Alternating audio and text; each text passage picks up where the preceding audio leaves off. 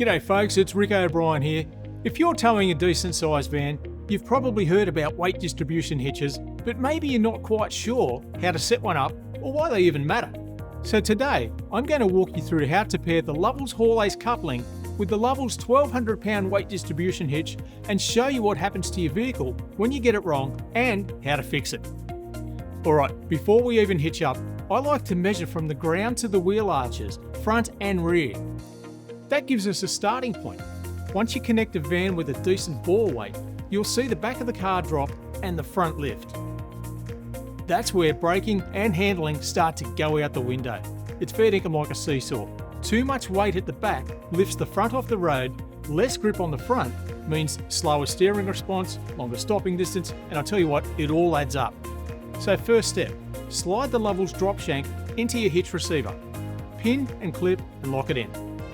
Then we fit the WDH head and set it to roughly the right height for your setup. You want the HaulAce coupling to sit level when everything's connected.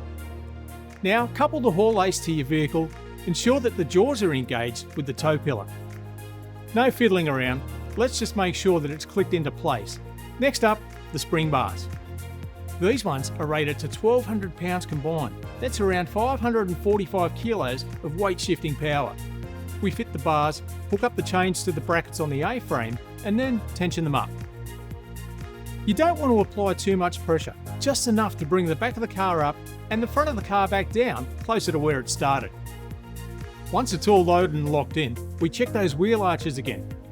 You'll see that we pulled a lot of that squat out of the rear and the fronts come right back down too, and that's exactly where we wanted.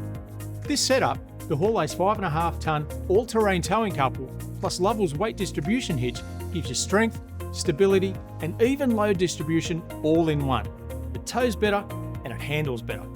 And you know what? It'll pull up straighter when you need it to as well. And that is exactly what you want when you're hauling something big.